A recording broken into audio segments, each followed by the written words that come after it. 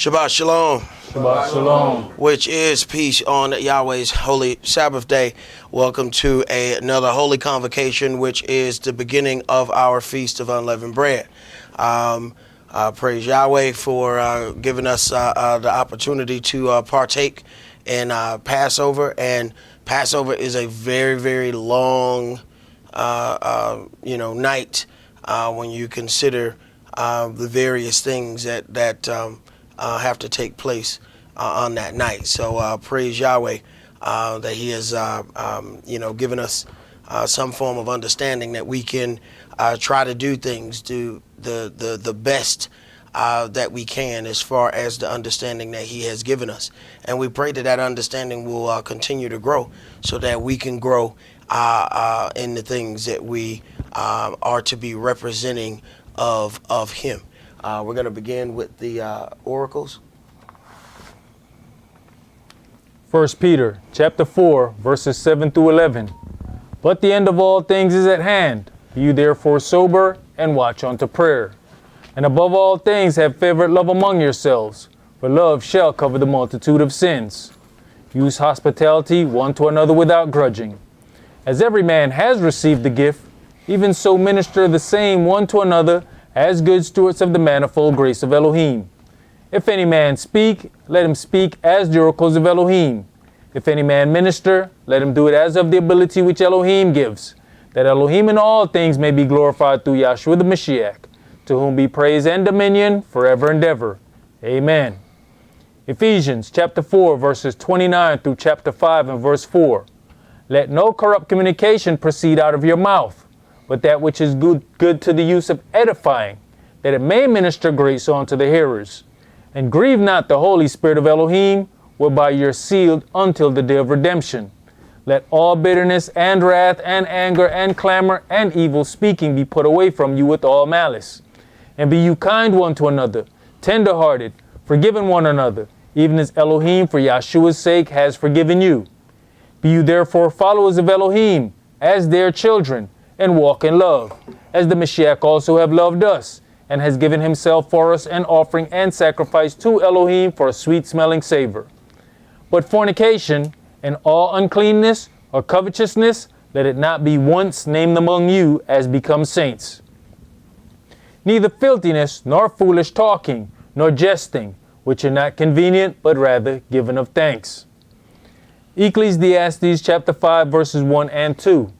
Keep your foot when you go to the house of Elohim, and be more ready to hear than to give the sacrifice of fools, for they consider not that they do evil. Be not rash with your mouth, and let not your heart be hasty to utter anything before Elohim. For Elohim is in heaven, and you upon earth. Therefore, let your words be few. Exodus chapter 23, verses 20 and 21. Behold, I send an angel before you to keep you in the way, and to bring you into the place which I have prepared. Beware of him and obey his voice. Provoke him not, for he will not pardon your transgressions, for my name is in him.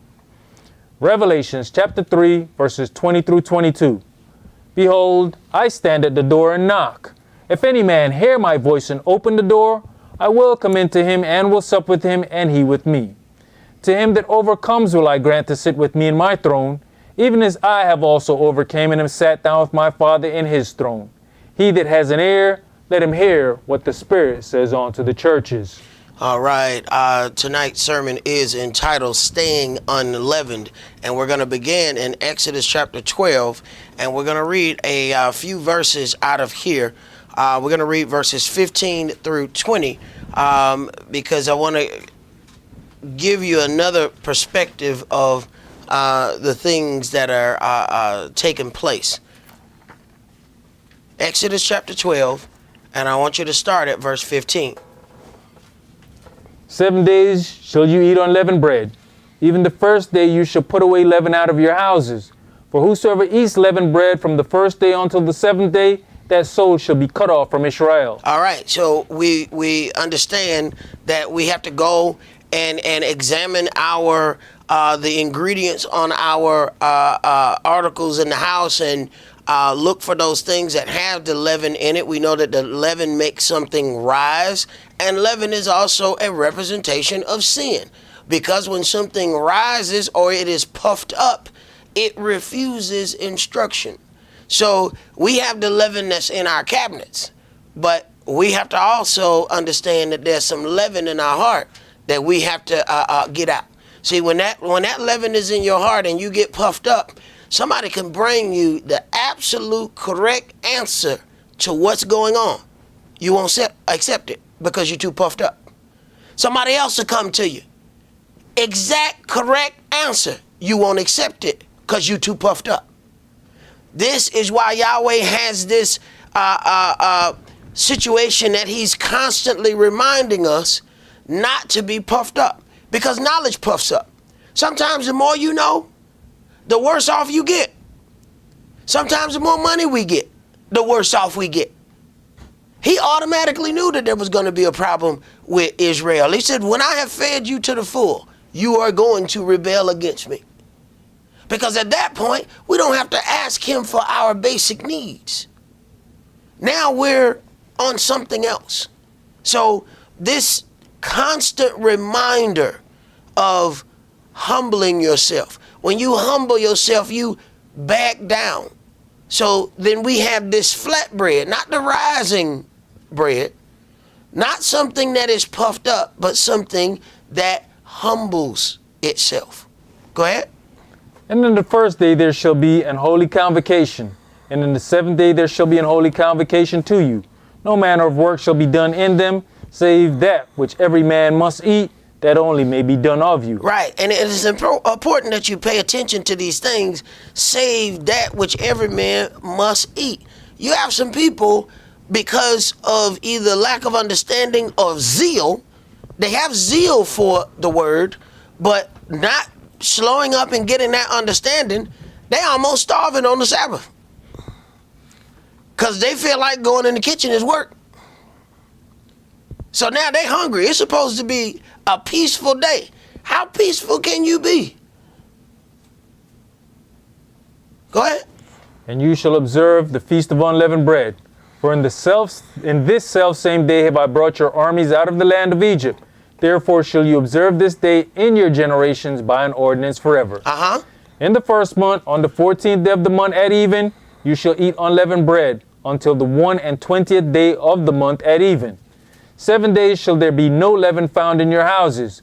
For whosoever eats that which is leavened, even that soul shall be cut off from the congregation of Israel, whether he be a stranger or born in the land. You shall eat nothing leavened, in all your habitations shall you eat unleavened bread. And you notice how many times Yahweh will repeat the same thing over and over? He knows his people. Now, one of the things we have to understand is Yahweh normally helps you in your first go around right off the rip.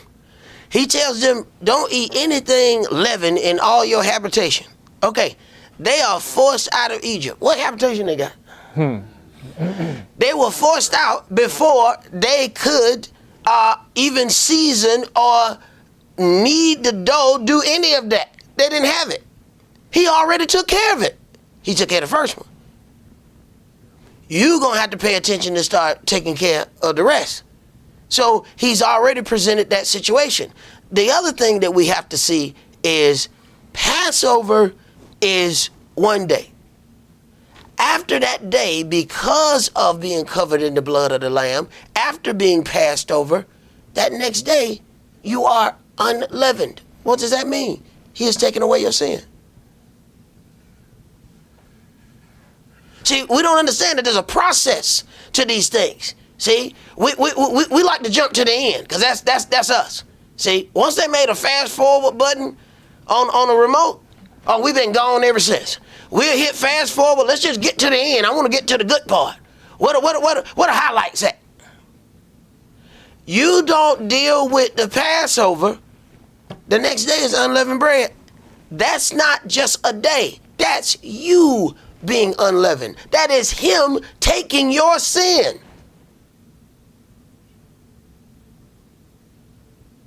See, we don't even understand sometimes how foul some of the things were that we were given. That on Sunday morning they jump right to the end.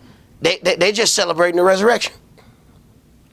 They don't understand the Passover of your sins being passed over that next day, the unleavened bread, you being without sin, then the resurrection.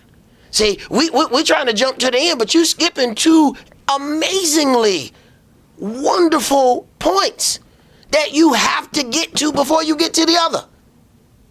You don't just jump to that. That's why we have to remind people that Passover is not Hebrew Easter. Let's go to Exodus chapter 13. And I'm going to start that at verse 1.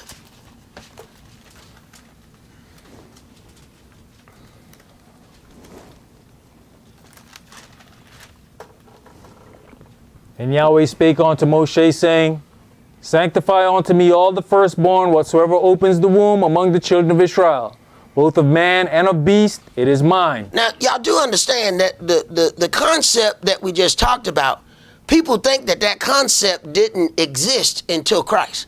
You do understand that, right? This whole part of being without sin and him taking your sin away, that's in the Old Testament. You know, they think that just showed up with the Mashiach, right? So they don't think you know what you're doing. Go ahead. And Moshe said unto the people, Remember this day in which you came out from Egypt, out of the house of bondage. For by strength of hand Yahweh brought you out from this place.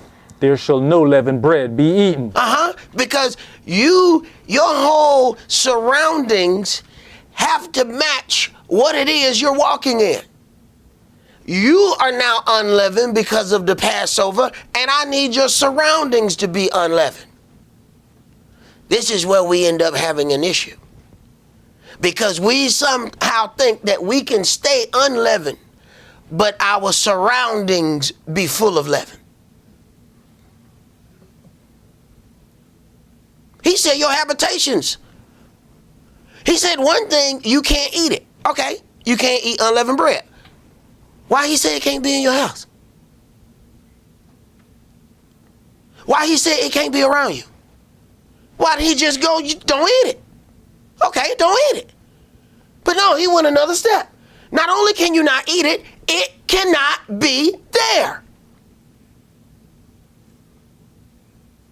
So then we think that we're going to be able to stay unleavened while hanging around all the leaven of our friends, the leaven of our family.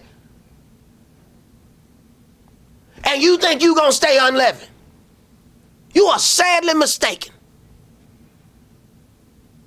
Go ahead, priest. This day came you out in the month of Abib. And it shall be when Yahweh shall bring you into the land of the Canaanites and the Hittites and the Amorites and the Hivites and the Jebusites, which he sware unto your fathers to give you, a land flowing with milk and honey, that you shall keep this service in this month. 7 days you shall eat unleavened bread, and in the seventh day shall be a feast to Yahweh. Now, we have gotten into a whole lot of things, and of course going into researching the leaven. Our forefathers didn't do all that. They didn't have to, because they didn't have everything that was mixed with everything. These people mix anything with anything. They will take turkey and put it in a pork package. Why would you do that? What is the purpose of having the turkey if you're going to put it in a pork bag? That's the wickedness of the land that we live in. So, do understand, we're doing a whole lot of things that once righteousness is set forth around us, man, come on. We won't be sitting here trying to go through ingredients and all of this and let's see what this made of. No, if it ain't right, they ain't going to bring it in. Don't bring that in here.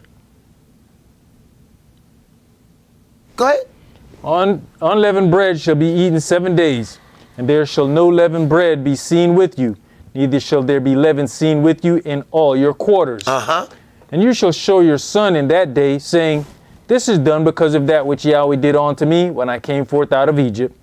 And it shall be for a sign unto you upon your hand, and for a memorial between your eyes, that Yahweh's law may be in your mouth. For with a strong hand has Yahweh brought you out of Egypt. You shall therefore keep this ordinance in his season from year to year.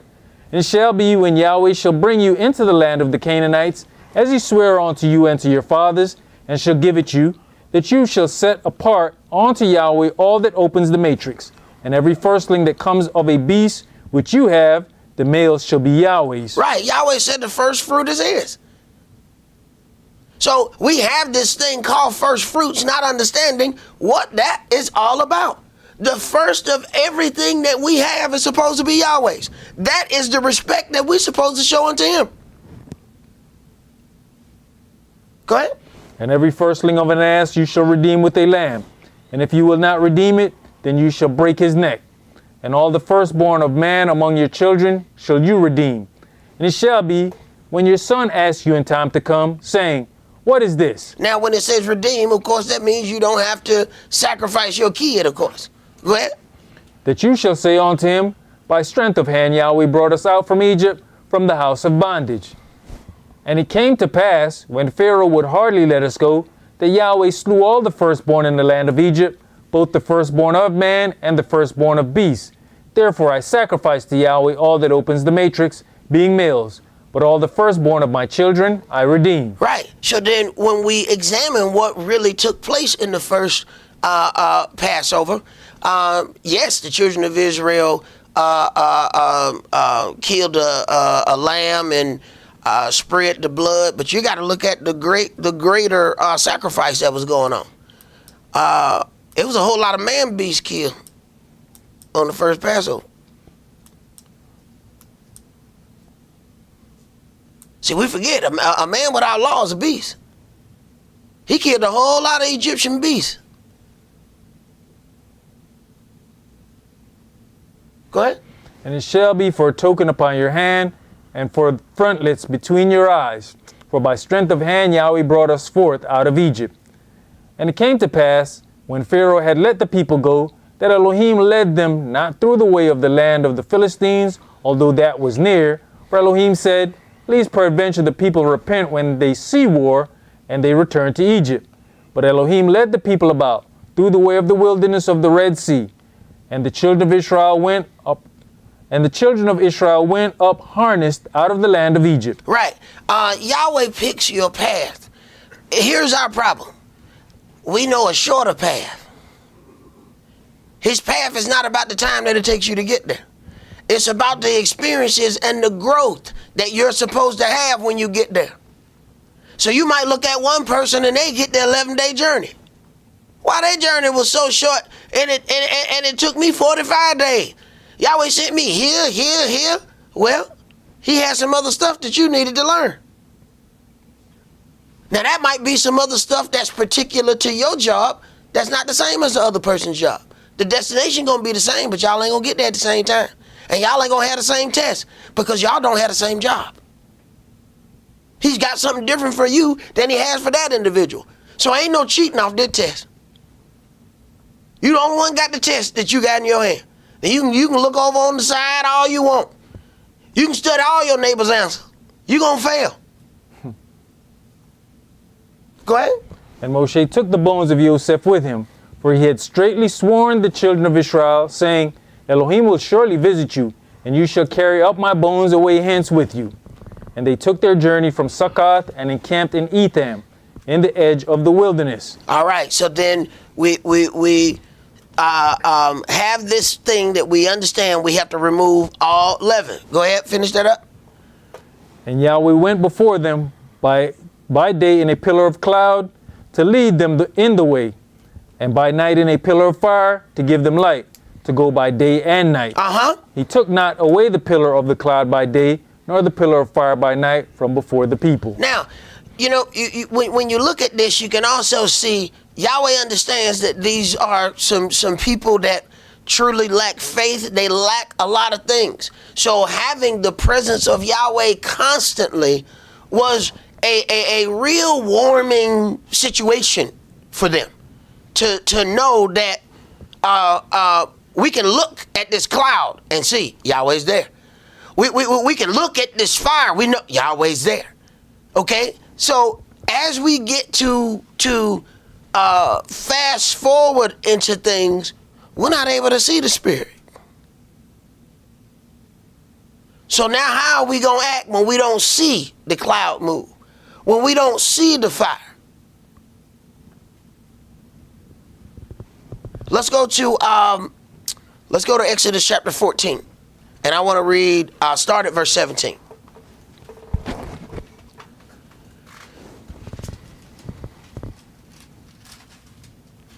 And I, behold, I will harden the hearts of the Egyptians, and they shall follow them.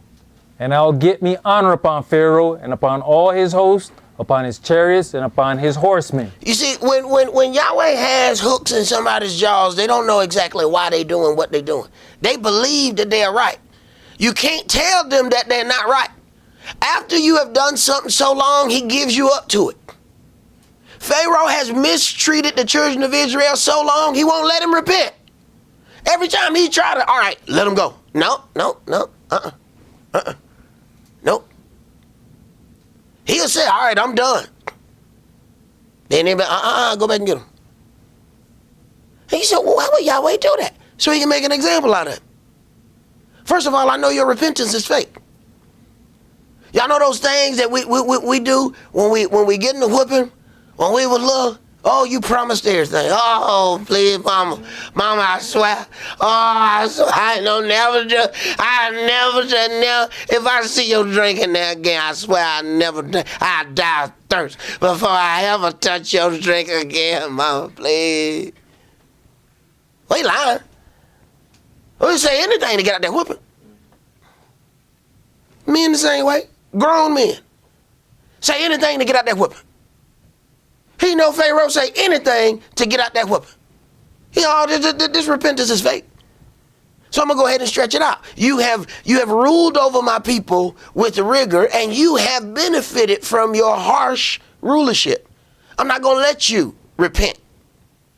So now he can't get away from this if he wanted to. And it's probably confusing to him. Last night I wanted to let him go. I don't know why. I just feel like that's what he do. You done walked in this too long. Go ahead. And the Egyptians shall know that I am Yahweh, when I've gotten me honor upon Pharaoh, upon his chariots, and upon his horsemen. And the angel of Elohim, which went before the camp of Israel, removed and went behind them. And the pillar of the cloud went from before their face and stood behind them. And it came between the camp of the Egyptians and the camp of Israel. And it was a cloud and darkness to them, but it gave light by night to these, so that the one came not near to the other all the night. And Moshe stretched out his hand over the sea, and Yahweh caused the sea to go back by a strong east wind all that night, and made the sea dry land, and the waters were divided. And the children of Israel went into the midst of the sea upon the dry ground. And the waters were a wall unto them on their right hand and on their left. And the Egyptians pursued and went in after them to the midst of the sea, even all Pharaoh's horses, his chariots, and his horsemen. And it came to pass that in the morning watch Yahweh looked on to the host of the Egyptians through the pillar of fire and of the cloud, and troubled the host of the Egyptians, and took off their chariot wheels, that they drave them heavily, so that the Egyptians said, let us flee from the face of Israel, for Yahweh fights for them against the Egyptians. And Yahweh said unto Moshe, stretch out your hand over the sea, that the waters may come again upon the Egyptians, upon their chariots, and upon their horsemen. And Moshe stretched forth his hand over the sea, and the sea returned to his strength when the morning appeared, and the Egyptians fled against it. And Yahweh overthrew the Egyptians in the midst of the sea. And the waters returned and covered the chariots and the horsemen and all the hosts of Pharaoh that came into the sea after them. There remained not so much as one of them. See, it shows that some of them got sense enough to say, you know what, no, I'm not going in there. No, the sea is parted. Let's go in after them. Well, who parted it? See, at some point, somebody got to be smart enough to ask the question. Now, excuse me there, Pharaoh, boss, majesty, look here, your highness. Who parted that sea? And how we know we going to get all the way to the other side before it unparts?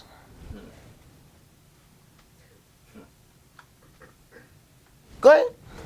But the children of Israel walked upon dry land in the midst of the sea, and the waters were a wall unto them on their right hand and on their left. Now, you know, we limit Yahweh because when we hear some things that we can't figure out how it happened, we say, you know what, You know, this is hard to believe. I think this is just one of those stories. I don't believe. This is exactly what we do in our lives. When it's something that has to happen and we can't figure out how Yahweh gonna do it, we try to make it happen ourselves because we can't figure out how he would do it. Didn't Abraham do the same thing? Said, you're going to have a child in your old age. Well, the only way I'm going to have a child in my old age, I got to get me one of these little young girls. Come here. And surely he not going to, you know what I'm saying, not me and me, you know what I'm saying, not me and Honey Boo Boo. We've been together a long time, you know what I'm saying, the honey dried up. Now, I love it, the Reese's Pieces now, you know what I'm saying, don't get it twisted, but ain't no more honey in the suckle, you know what I'm saying, it's a honeysuckle, but it ain't no more honey in the suckle, all right? Lo and behold, he goes out, get him a little young girl, for him to go and have this baby, understand? And Yahweh sits there and wait, what, 13, 14 years? You know that ain't who I was talking about, right? What? What you talking about? No, that's my son. No, that ain't who I was talking about. No, he like 13 now. What you talking about? That ain't who I'm talking about. You gonna have a baby by honeysuckle. What? Yeah, the one you thought was dried up. I'm gonna put one in there. Oh. Now how much dumbness you done to try to uphold something that was never in his plan. It was in your plan.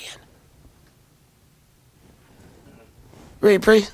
Thus Yahweh saved Israel that day out of the hand of the Egyptians. And Israel saw the Egyptians dead upon the seashore. And Israel saw that great work which Yahweh did upon the Egyptians, and the people feared Yahweh and believed Yahweh and his servant Moshe. All right, let's go to our 1 Corinthians chapter 10, because, you know, one of the things we have to realize when dealing with Yahweh, you are on a need-to-know basis. See, our problem is we knows it and we want to know everything. Right now, we want to know every part of it, but you have to understand when you're dealing with the creator of all things, there's certain things that just, frankly, ain't none of your business. And if you know too much too early, you're going to get yourself killed. And your best thing is to learn how to be obedient and follow your instructions. So while they were standing in this wall or walking through this water, there was something else going on that they didn't even understand. How could they understand? They ain't never heard of it. Start that chapter 10. We're going to read verses 1 through 13.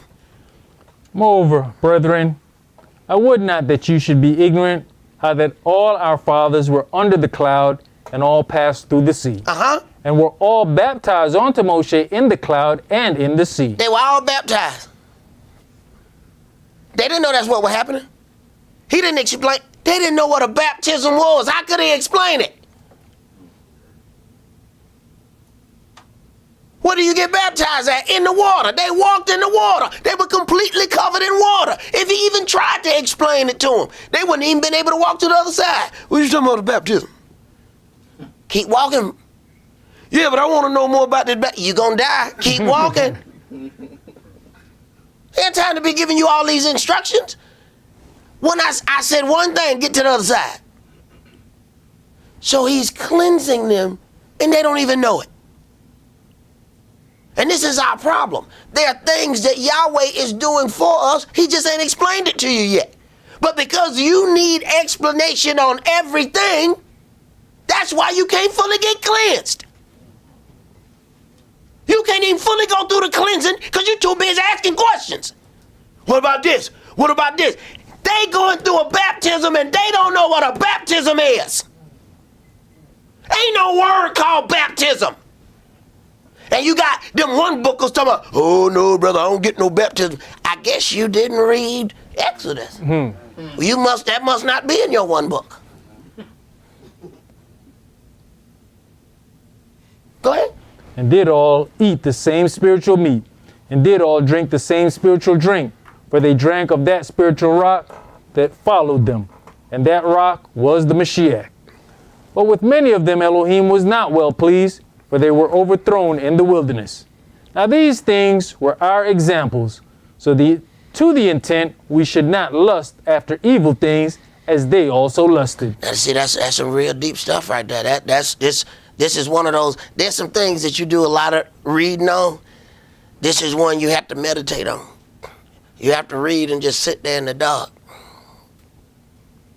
That they should not lust after evil things. Now the problem is, what's evil? Anything that hinders your walk is evil. If you drink milk and it make you throw up and crap to the point that you can't go to the Sabbath, that was evil. That milk is evil. Milk came from Satan. You couldn't do what you were supposed to do, right? All right then. Go ahead. Neither be you idolaters, as were some of them, as it is written. The people sat down to eat and drink, and rose up to play. And that's our problem. Once we sit down to eat and drink, then we start playing. Then we end up in all manner of sin. We take a good thing and then the good thing turn horrible. Why? Because now we won't play. I'm just playing. That's our problem. You just playing.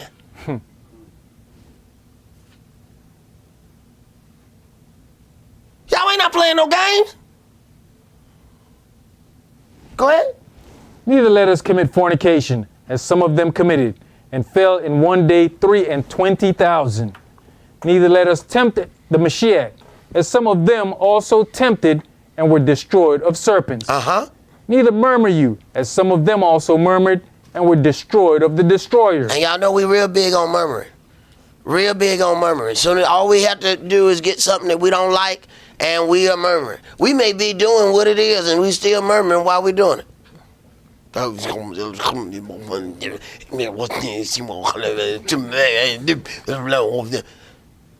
when you're dead, what boy? Nothing? I say nothing. Go ahead. Now all these things happened unto them for examples, and they were written for our admonition. For us. See, there's certain things that ain't gonna benefit the individual. It benefits us who watch it. There are certain things that will happen to people.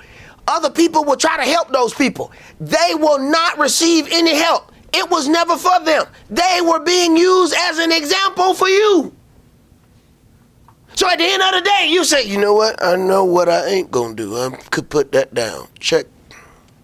I don't know what I'm gonna do. I know what I ain't gonna do. I ain't gonna do that. Now, I might fall, but I won't fall like that. For some reason, Yahweh want me to see that right there. I ain't doing that. Go ahead. Upon whom the ends of the world are come. Wherefore, let him that thinks he stands take heed lest he fall. There has no temptation taken you, but such as common to man. But Elohim is faithful, who will not suffer you to be tempted above that you are able, but will with the temptation also make a way to escape, that you may be able to bear it. Only if you take heed to the things that he's saying, because you can decide, I don't want your help. See, this is how we get when we get beside ourselves. Yahweh, I don't want your help. It'll be good advice in the room. I didn't ask for no advice. I don't want no advice. Right. He provides a way for us, but you can always deny that way. He says he won't tempt you more than you are able. Now, I want you to remember that, okay? Because that's pretty interesting. Let's go to John chapter 3.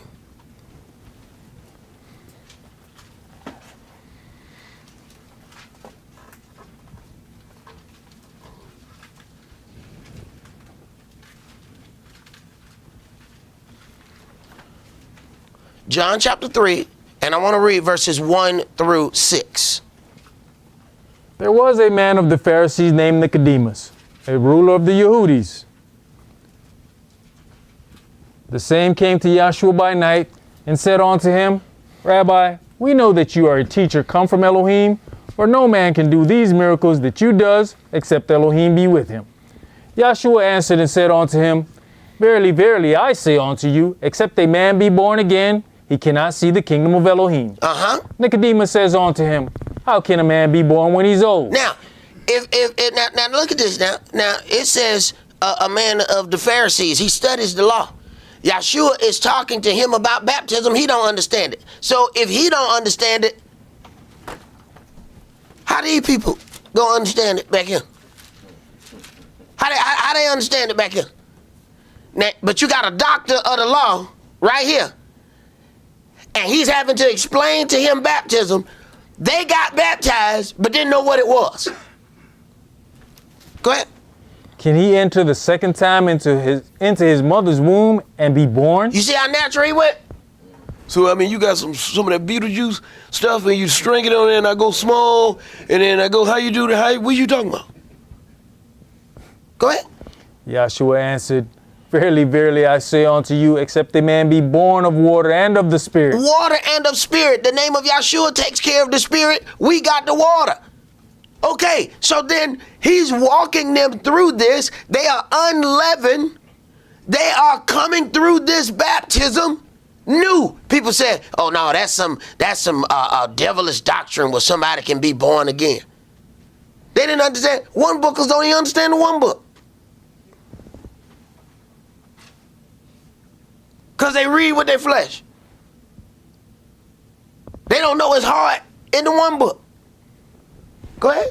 He cannot enter into the kingdom of Elohim. That which is born of the flesh is flesh, and that which is born of the Spirit is spirit. All right. So when we examine our past, we find that there are two baptisms, past and future.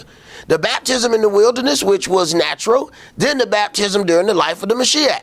The baptism of the New Testament came in two forms. The baptism of Yohanan, which was natural and limited. Then there was the baptism in Yahshua's name, which was greater than the first. Let's go to Matthew chapter 16. So then we see then this being or becoming unleavened spiritually. Yahweh was already covering that. We just didn't know that's what he was covering. And if you think about it, he does this a lot. Where Yahshua turns around and says, except you eat my flesh and drink my blood, you have no part in me. People got upset because they didn't understand it. They left. Later on, he explains, all right, this bread is my body. This wine is my blood. But the only people that heard that were the people who stayed. The people who got in their feelings and left, they still think they right. You can't convince them that they are not right. Because they wasn't around to hear the ultimate explanation. Yahweh is a genius like that. Matthew chapter 16, and let's start that at verse 1. The Pharisees also with the Sadducees came, and tempting desired him that he would show them a sign from heaven. He answered and said unto them, When it is evening, you say, It will be fair weather, for the sky is red. And in the morning, it will be foul weather today, for the sky is red and lowering. O you hypocrites, you can discern the face of the sky, but can you not discern the signs of the times? A wicked and adulterous generation seeks after a sign, and there shall no sign be given unto it, but the sign of the prophet Jonas.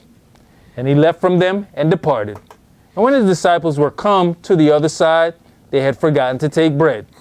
Then Yahshua said unto them, Take heed and beware of the leaven of the Pharisees and of the Sadducees. So we know about the leaven that's in our cabinets, but Yahshua starts talking about a whole nother type of leaven. Are we preparing to remove that? Go ahead. And they reasoned among themselves, saying, It is because we've taken no bread. Which when Yahshua perceived, he said unto them, O you of little faith, why reason you among yourselves, because you have brought no bread? Do you not yet understand, neither remember the 5 loaves of the 5,000, and how many baskets you took up? Neither the 7 loaves of the 4,000, and how many baskets you took up? How is it that you do not understand that I speak it not to you concerning bread, that you should beware of the leaven of the Pharisees and of the Sadducees? Then understood they how that he bade them not beware of the leaven of bread, but of the doctrine of the Pharisees and of the Sadducees. All right, so then the doctrine is leaven. Well, then we have to ask ourselves, a doctrine is something that someone operates by. What doctrine that you may be operating by that may be the leaven that is in your heart?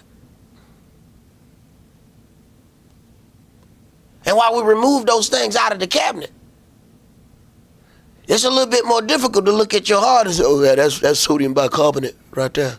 That's that bicarbonate.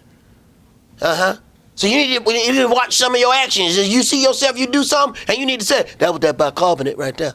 That was that bicarbonate. Are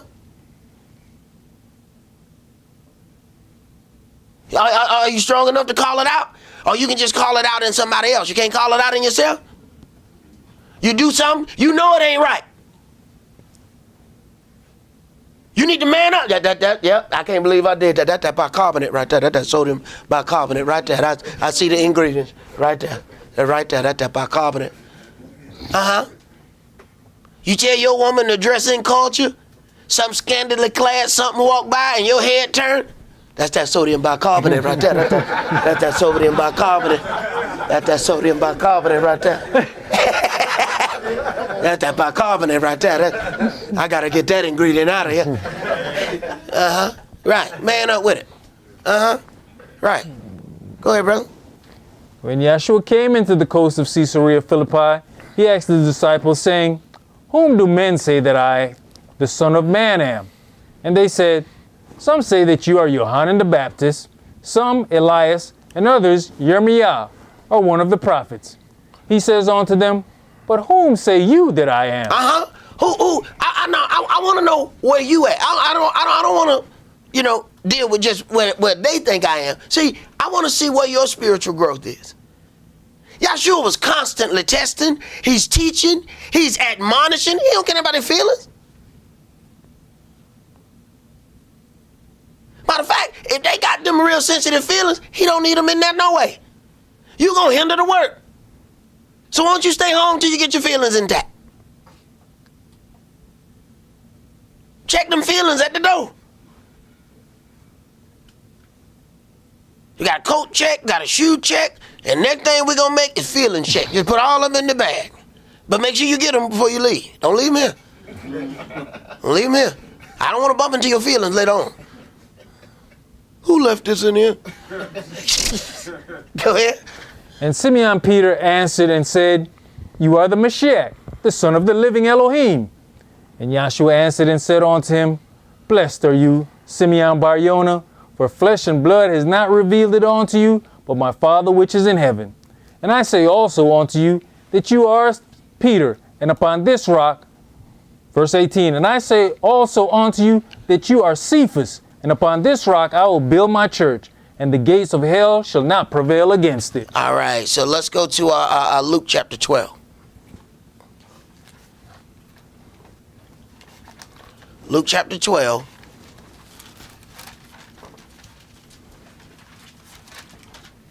Because we gotta find out more about this hidden leaven. See, we can search the cabinets all day. See, we can read all those ingredients all we want. But see, there ain't no ingredients list in a man's heart. It ain't easy enough, it ain't so easy for you to just look in the mirror and just find that bicarbonate. No, you gotta look a little deeper. Luke chapter 12, and I want to read verses 1 through 3. In the meantime, when they were gathered together, an innumerable multitude of people, insomuch that they trod one upon another, he began to say unto his disciples, first of all, beware you of the leaven of the Pharisees, which is hypocrisy. The leaven of the Pharisees is hypocrisy. Why? Because they teach one thing and do something else. He said, you pass heaven and sea to make one proselyte, and when you make one, he's twofold more the child of hell than you are. He said the Pharisees say, but they do not. They know what the law say, they just ain't gonna do it. He says hypocrisy. You know the word, but refuse to walk in it. That's leaven. Go ahead. For there is nothing covered that shall not be revealed, neither hid that shall not be known. Uh-huh. That hidden leaven, he gonna get that too. See?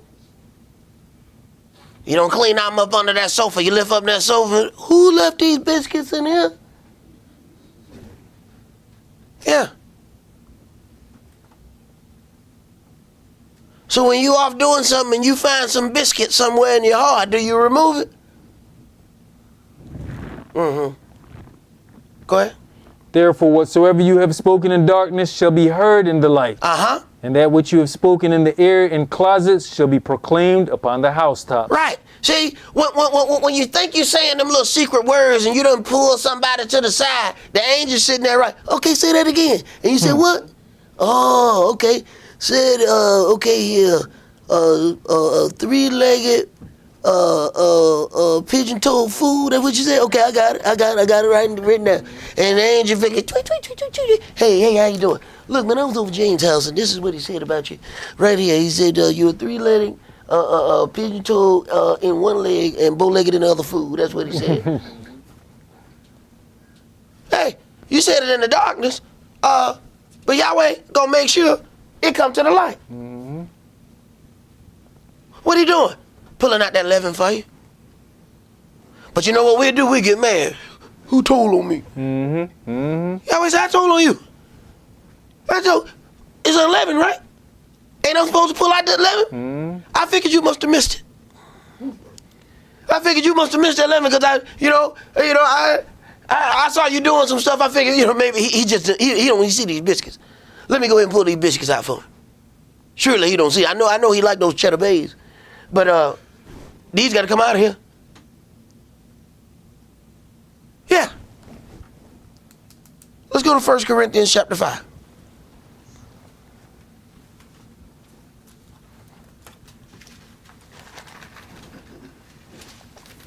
I know half of us tired cleaning up at the last minute, getting that leaven out. Congratulations, that was step one.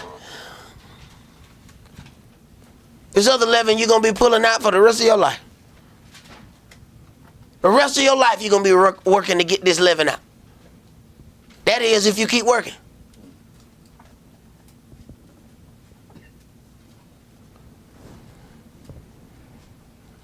First Corinthians chapter 5, and we're going to read verses 1 through 13. It is reported commonly that there is fornication among you, and such fornication as is not so much as named among the Gentiles, that one should have his father's wife. And you are puffed up. What? You what? Puffed up. Oh, you puffed up. See, this is what we get when somebody says something to us and we can't hear it. See, and that respective persons puts us in a place where we can only hear it from certain individuals.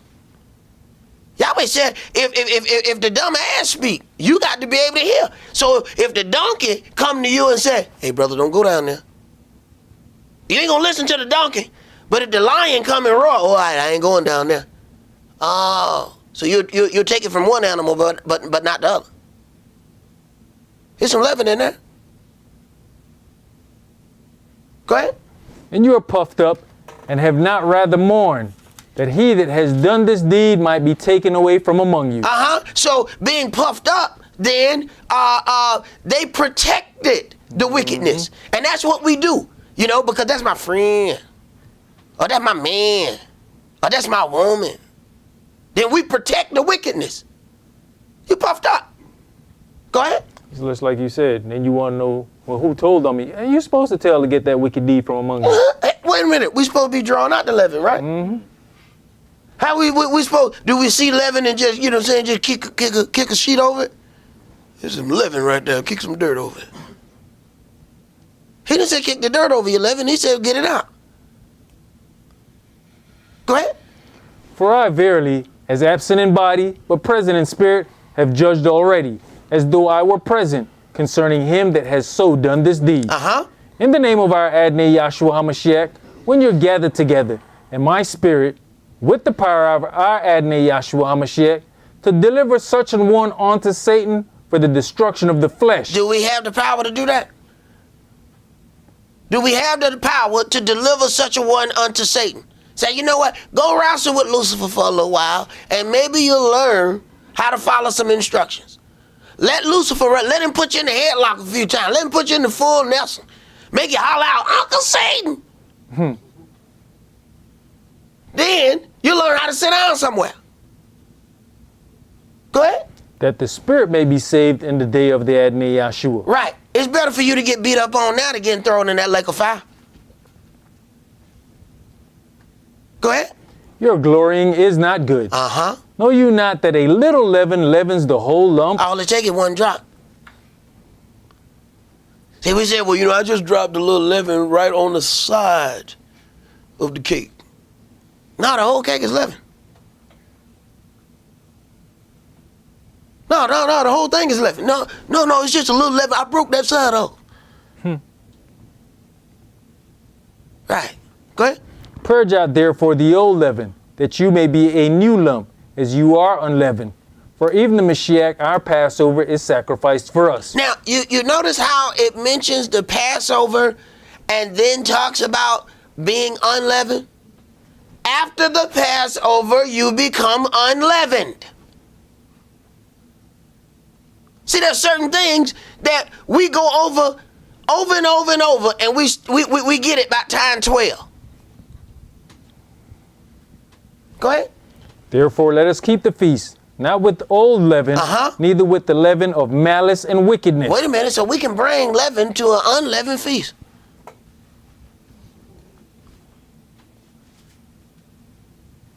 What? Go ahead. But with the unleavened bread of sincerity and truth. I wrote unto you in a letter not to company with fornicators, yet not altogether with the fornicators of this world, or with the covetous, or extortioners, or with idolaters, for then must you needs go out of the world. But now I have written unto you not to keep company, if any man that is called a brother be a fornicator, or covetous, or an idolater, or a railer, or a drunkard, or an extortioner, which such an one know not to eat. And you know, all you got to do is be a drunkard, and then you come and you start being all those other things, right? Because see, once you get drunk, you got ready to fornicate.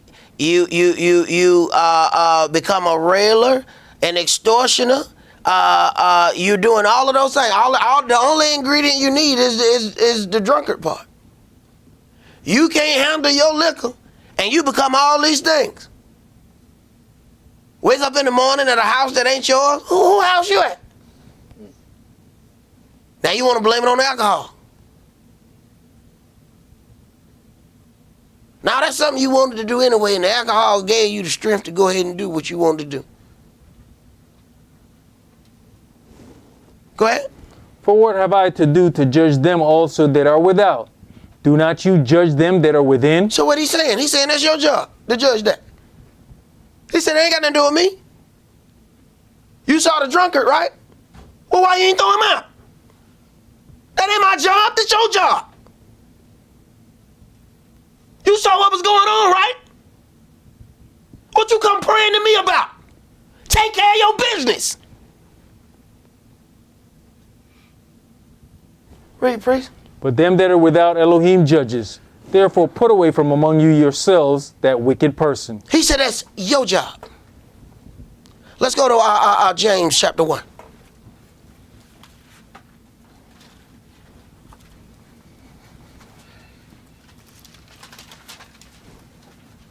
James chapter 1, and we're going to start it at verse 1 and read to verse 18. Jacob, a servant of Elohim and of the Adonai Yahshua HaMashiach, to the 12 tribes which are scattered abroad, greeting. My brethren, count it all joy when you fall into diverse temptations, knowing this, that the trying of your faith works patience. But let patience have her perfect work. Right, because if patience have her perfect work, she's working that leaven out of you. See, there's certain things you ain't just gonna go pick it out. Oh yeah, we just gonna pick this out and throw it away. It's some stuff you got to chisel out your heart. You got to get a hammer and just bang, bang, bang, bang, bang. Oh, this gonna take a minute. It's in there too deep. Go ahead. That you may be perfect and entire, wanting nothing. If any of you lack wisdom, let him ask of Elohim, that gives to all men liberally, and upbraideth not, and it shall be given him. But let him ask in faith. Let him ask in faith. Okay? See, but when we don't ask in faith, what we're gonna do is we're gonna be Abraham and we're gonna make it happen ourselves. Go ahead. Nothing wavering, for he that wavers is like a wave of the sea driven with the wind and tossed. For let not that man think that he shall receive anything of the Adonai. A double-minded man is unstable in all his ways. If he's double-minded, then he's walking in hypocrisy then, right? Okay, go ahead. Let the brother of low degree rejoice in that he is exalted, but the rich in that he is made low, because as the flower of the grass he shall pass away. For the sun is no sooner risen with a burning heat, but it withers the grass, and the flower thereof falls, and the grace of the fashion of it perishes. So also shall the rich man fade away in his ways. Blessed is the man that endures temptation, for when he is tried, he shall receive the crown of life, which the Adonai has promised to them that love him. Right. Blessed is the man that endures temptation. All right. What it says, he won't tempt you more than what you are able to bear. All right. Keep reading. Let no man say when he's tempted, I'm tempted of Elohim. For Elohim cannot be tempted with evil, neither tempts he any man. So when a man then becomes overwhelmed, did Yahweh tempt him or did he tempt himself? He says, I won't tempt you over than what you are able. So then, who tempted you with that? Oh, that wasn't Elohim then. Go ahead. But every man is tempted when he's drawn away of his own lust and enticed. Right. So don't say, see, we get into pause and say, man, this person deceived me. Man, this person tricked me. You got to ask yourself, how were you tricked? If you examine how you were tricked, then you're going to find your leaven. Don't just talk about what this person did, what that person did. How did you get fooled? There go your leaven.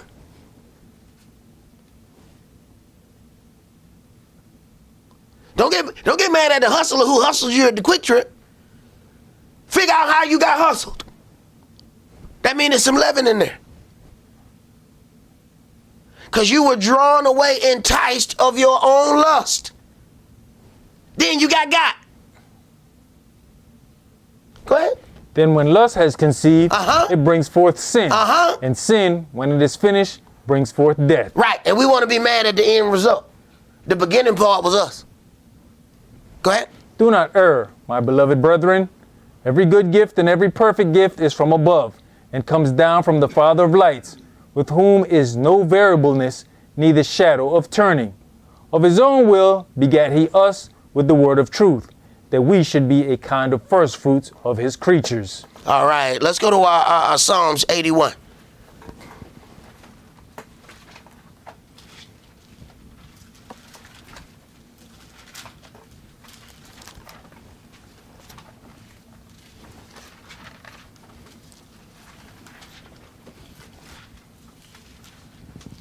Sometimes we even have to be careful what we ask for.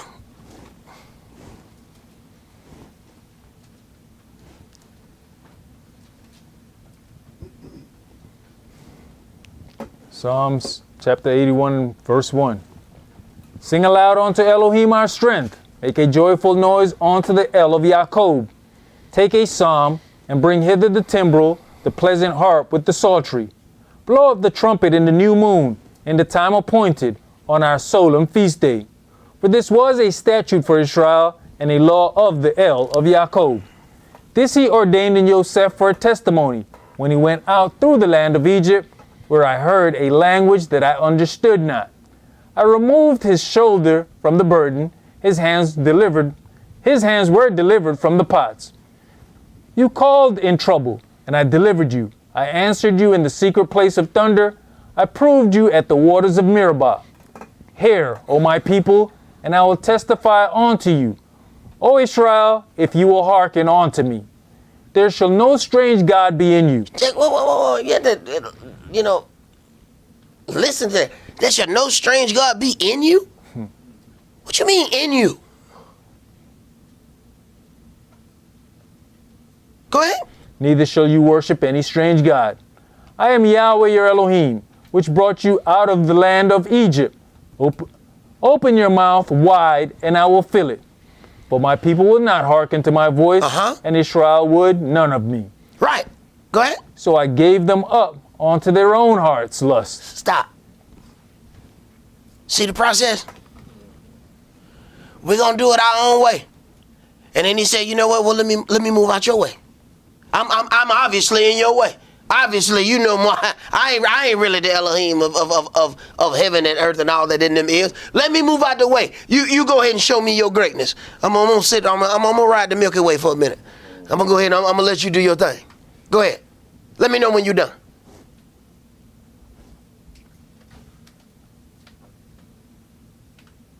Because when you're done, then he can start. But we're not gonna work at the same time. Go ahead. And they walked in their own counsels. Oh, that my people had hearkened unto me, and Israel had walked in my ways. Now listen. Oh, that my people had hearkened unto me, and Israel had walked in my ways. Go ahead. I should soon have subdued their enemies. But we trying to fight the enemies. He said, only if you had walked in the things that I had given you, I would have removed your enemy. But you spend all your time trying to remove your enemy, and your enemy is still there. Not only your enemy there, but your enemy is stronger.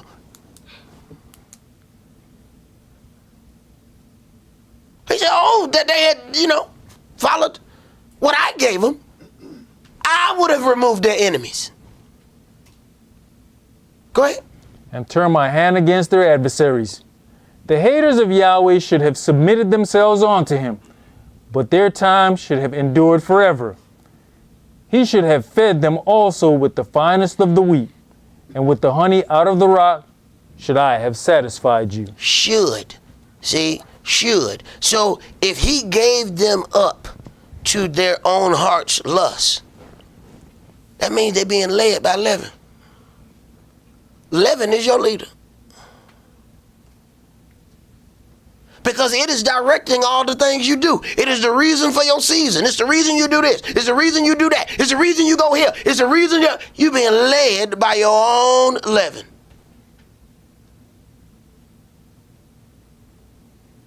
Let's go to Jude chapter 1.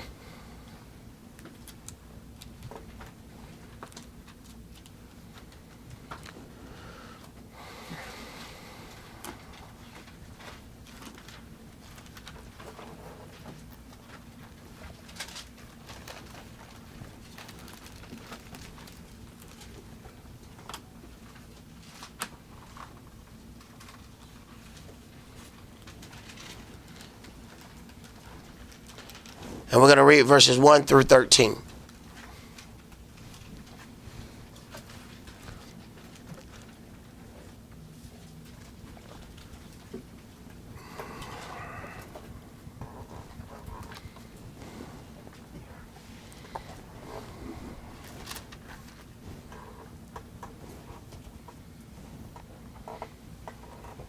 You, the servant of Yahshua HaMashiach, and brother of Jacob, to them that are sanctified by Elohim the Father, and preserved in Yahshua HaMashiach, and called.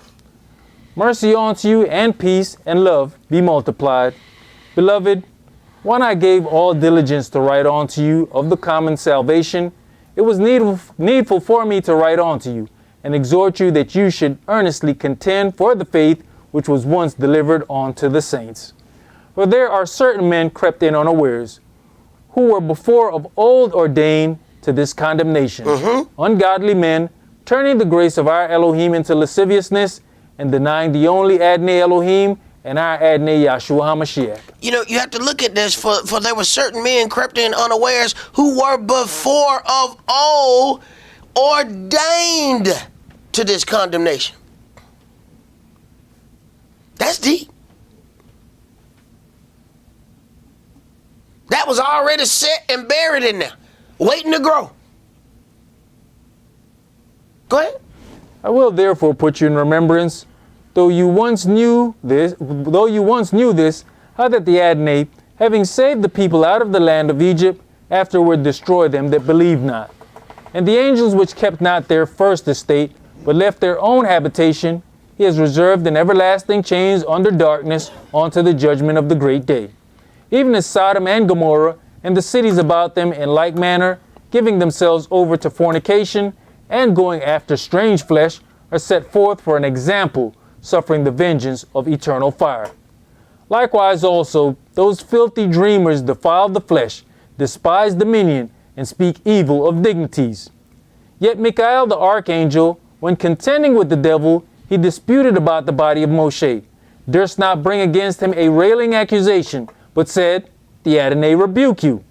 But these speak evil of those things which they know not. But what they know naturally, as brute beasts, in those things they corrupt themselves. Woe unto them, for they have gone in the way of Cain, and ran greedily after the error of Balaam for reward, and perished in the gainsaying of Korah.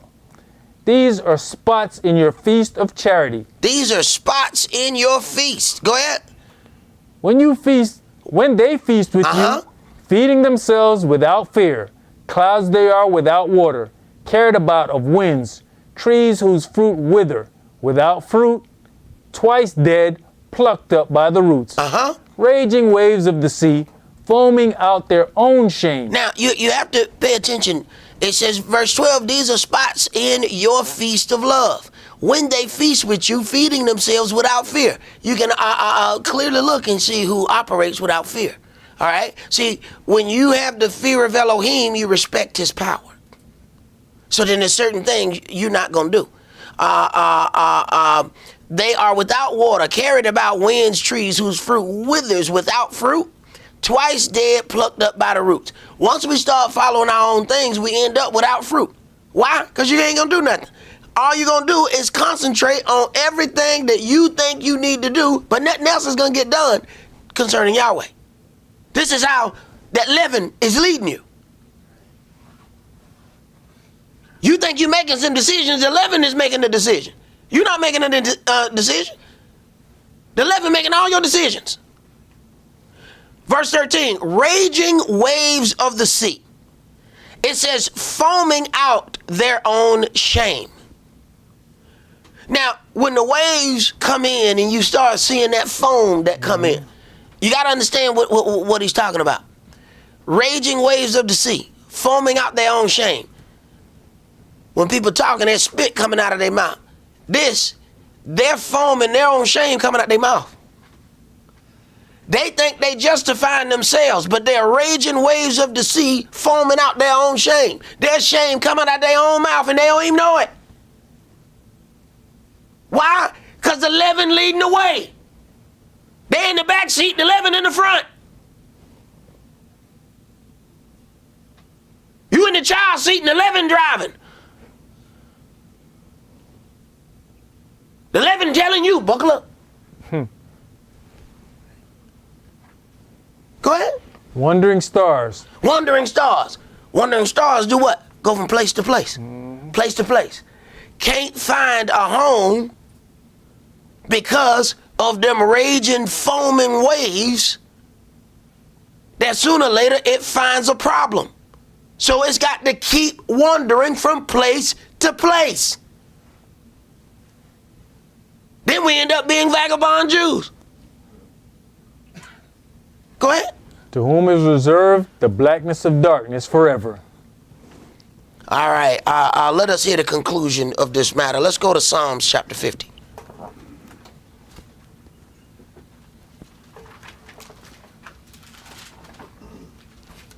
I know it took us all week to get that living out. And congratulations. But the other job just started.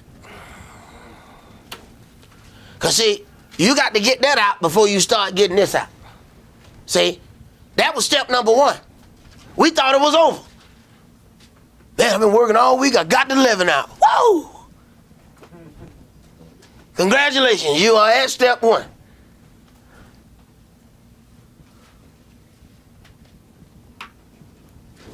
Psalm chapter 50, and we're going to read verses 1 through 23. El Shaddai, even Yahweh has spoken, and called the earth from the rising of the sun unto the going down thereof. Out of Zion, the perfection of beauty, Elohim has shined. Our Elohim shall come, and shall not keep silence. A fire shall devour before him, and it shall be very tempestuous round about him. He shall call to the heavens from above, and to the earth, that he may judge his people. Gather my saints together unto me, those that have made a covenant with me by sacrifice. What's your sacrifice? What's your covenant? What have you given up of you for Yahweh? Now, it's got to be something of value to you, or it has no value to him. If it don't mean nothing to you, it don't mean nothing to him.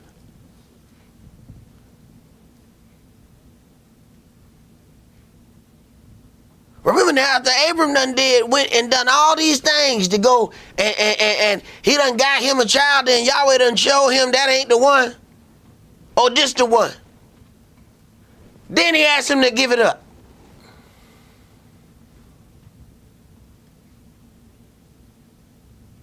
Now, you got to have faith to do that. You got to believe in something that's greater than what you can do with your own physical hands. That's why he's Father Abraham.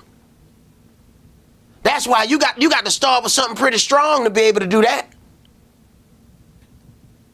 You got to believe in something you can't see, that you can't touch, you can't hold, you can't go and consult with it when you want to.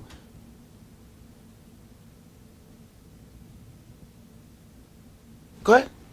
And the heavens shall declare his righteousness, for Elohim is judge himself. Hear, O my people, and I will speak. O Israel, and I will testify against you. I am Elohim, even your El. I will not reprove you for your sacrifices or your burnt offerings to have been continually before me. Right, because what I want is your heart anyway.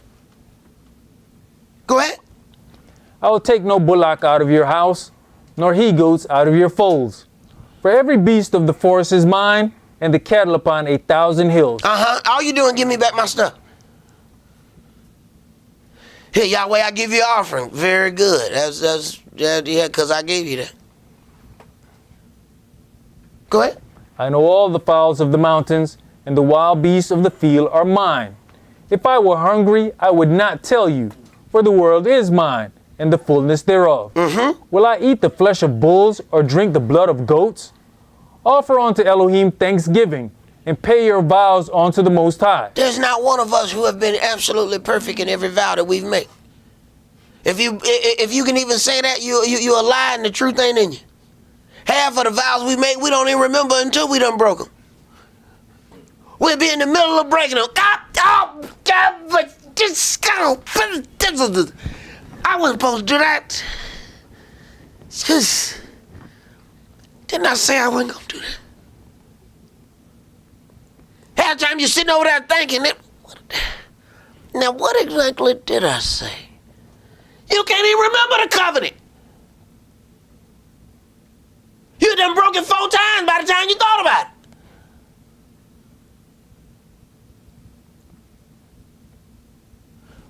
But you don't just roll around in the dirt. You got to get up. You got to knock that leaven off, and you got to start back walking. There's something wrong if you fall down, hit the ground, and then just roll on to the house. You're just going to roll. You're just going to keep rolling until you get to the house. There's something seriously wrong there. Get up. Go ahead. And call upon me in the day of trouble. I will deliver you, and you shall glorify me. But you know you have to humble yourself to call upon him in the day of trouble, and I will deliver you. See? Because, we're going to do these things with our own hands. See? We're not calling on Yahweh. We're calling on ourselves. See, if you're going to call on Yahweh in the day of your trouble, then you're going to have to open up to him about your trouble. But see, we don't want to open up to him about that. Because we don't want to get to the part where, what we did to get ourselves in it. As if he don't know. Go ahead. But unto the wicked Elohim says, What have you do to declare my statutes? Or that you should take my covenant in your mouth?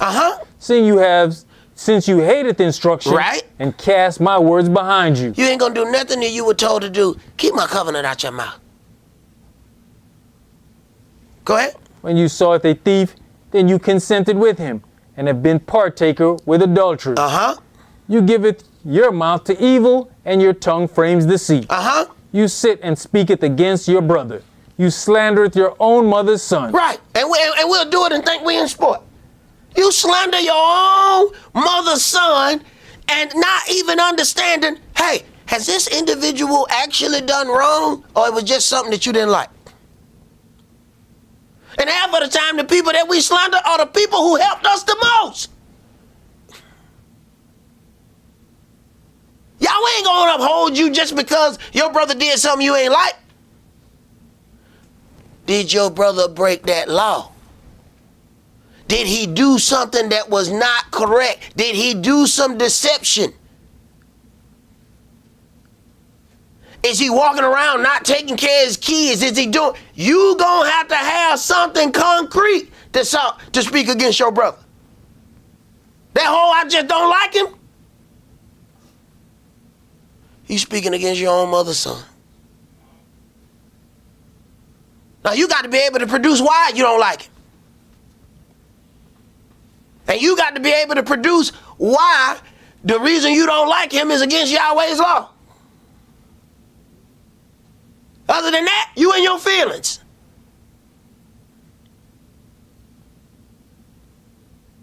Go ahead.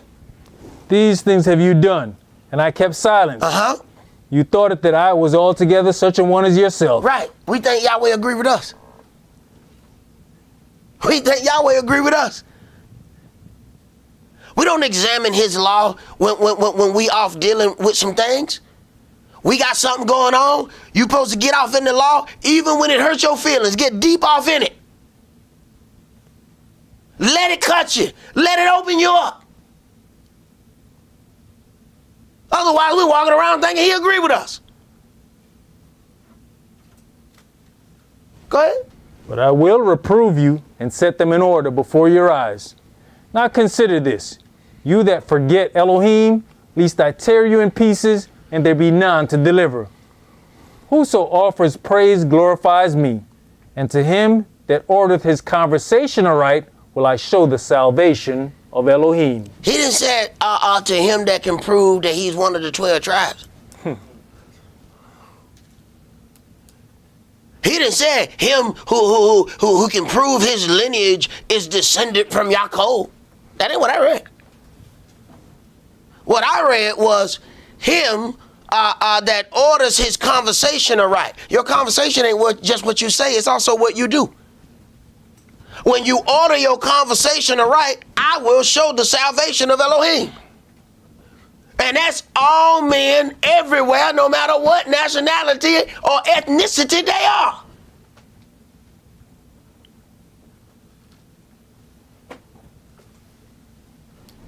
So what's in your conversation?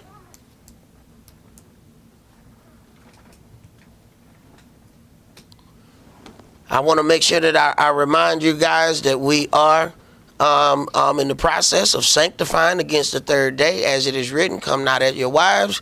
We are to make an appearance unto our Elohim, and that will be tomorrow at sundown, as it is written, sanctify yourself against the third day, and let no man come empty. I don't care if you don't have but $1. You put $1, you ain't got but a quarter. You do not come and present yourself to Elohim empty. Yahweh declares what Yahweh know what he gave every man. You ain't got to try to be something. See, when we watch Sunday morning, them people told you how much, you got to bring $1,000 seed offering. $1,000, I can buy a whole tree. That ain't just no seed. Yahweh knows what every man has. We don't try to compete with nobody. You have to come and make an appearance for you and your family. This is where the men of Israel, see, what has happened in this society? The women run these things. And it has been set so by men.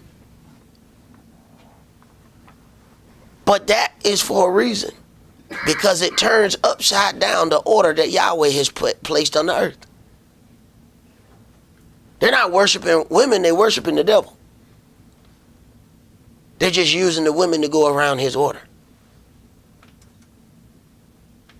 So we have to understand this and make sure that we are prepared to do the things that we need to do. That's all that we're going to do for tonight. Remember the Sabbath to keep it holy. Shabbat Shalom. Shabbat Shalom.